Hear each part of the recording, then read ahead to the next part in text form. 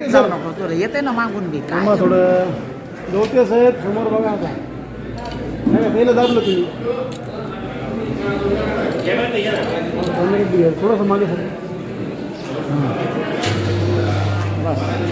Fresh ना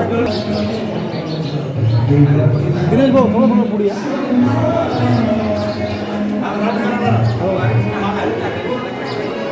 थोडं मागे हो हो हात जोडा नाही हात जोडा हात जोडा हात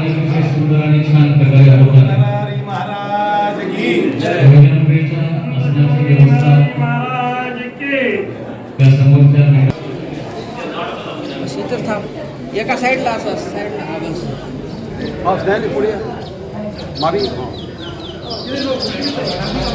थोडं मागे बेटा थोडं मागे थोडं पाठी मागे मागे सरका थोडं सरका थोडं मागे सरका थोडं आहे तुम्ही ताई नाही नाही तुम्ही थोडं मागे सर राहू दे बरोबर पहिला एक नंबर हो हो थोडं मागे भैया मागे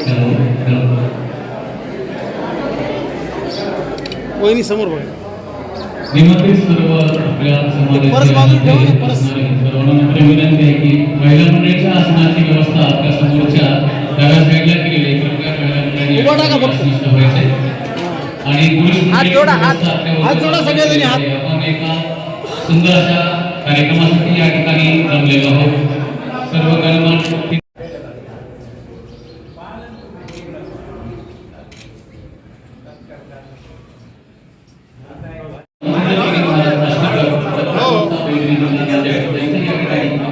एक मिनिट थांब महंत श्री गिरीशराज दादा शास्त्री कपिली कीर्तनकार यांनी हा पुरस्कार पटलेला आहे. त्यांना विनंती करतो की प्रथमेश आपण या ठिकाणी यायचंय.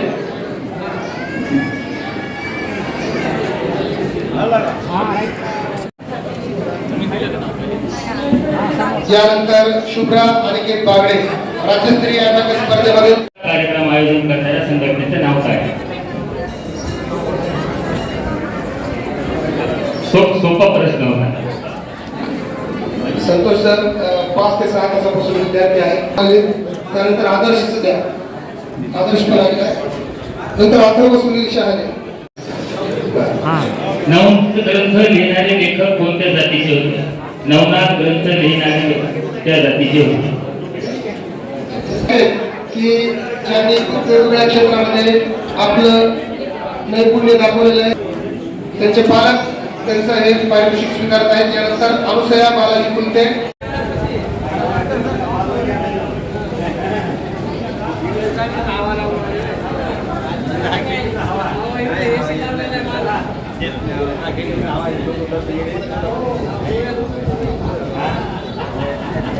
महत्वाचे आपले मुलं हे यांचाही कुठेतरी सन्मान व्हावा या उद्देशानं आपण 10वी व 12वी या विषयावर ज्या 70% जे गुण मिळवलेले आहे अशा विद्यार्थ्यांना सुद्धा आपण सन्मानित करणार आहोत.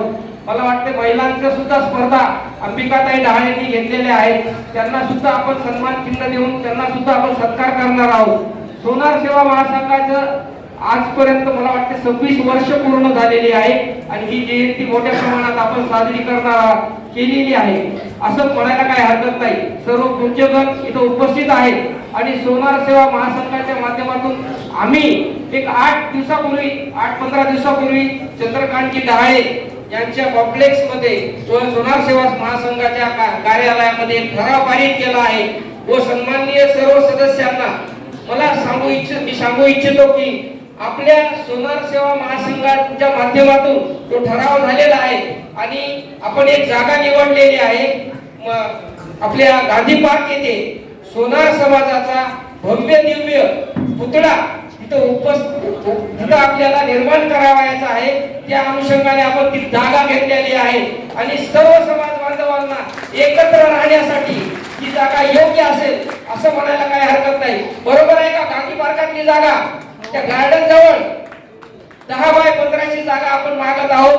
सर्व सन्माननीय नगरसेवक यांना मी विनंती करू इच्छितो की ती जागा आम्ही तात्काळ एक 8-15 दिवसामध्ये आपण ते ठराव देऊन लेखी स्वरूपात तो ठराव देतो अंबिकाताई डहाळे यांना, त्यानंतर बबलू टाक यांना, त्यानंतर नगरसेवक व्यंकटजी डहाळे यांना आम्ही ठराव देणार आहोत आणि ठरावाच्या माध्यमातून त्यांनी जर आपल्याला लवकरात लवकर ठराव पास करून महानगरपालिकेतून जागा जर मिळाली तर निश्चितपणानं सोनार सेवा महासंघाचे संस्थात्मक अध्यक्ष हे महत्वपूर्ण भूमिका निभून जो काही खर्च येईल तो ते करतील, परंतु आपलाही समाज आता कुठे हातभार लागावा त्या पुतळ्यासाठी, म्हणून जे काही योगदान द्यायचं आम्ही आजपर्यंत कुणालाही 1 रुपया न मागता सोनार सेवा महासंघाचे जेवढे कार्यक्रम आहे, मला वाटतं मागच्या वेळेस सुद्धा तो कार्यक्रम घेतला 25 लाख रुपये सन्माननीय चंद्रकांतजी डहाळे यांनी स्वतः खर्च केले आणि आजच्या सुद्धा कार्यक्रमाचा खर्च ते स्वतः एकट्याने उचललेला आहे.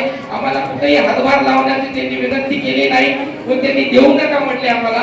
फक्त सोनार समाजाचं हित कुठंतरी त्यांना वाटतंय की सोनार समाज आपला पुढे गेला पाहिजे. आताच महाराजांनी सांगितलं की आपल्या समाजामध्ये ज्या काही प्रथा, ज्या काही खाणं पिणं ह्या ज्या गोष्टी होत आहेत त्या कुठंतरी निर्बंध आले पाहिजे असं महाराजांचं मत आहे. त्या अनुषंगाने आपण सर्वजण त्यांचे विचार आचरणात आणा.